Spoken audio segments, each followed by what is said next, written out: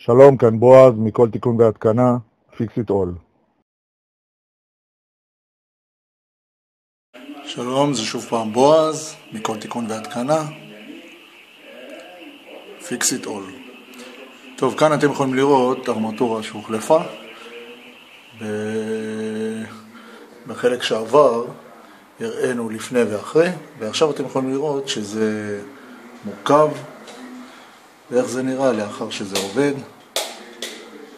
יפה, אפשר ליהנות מהאור,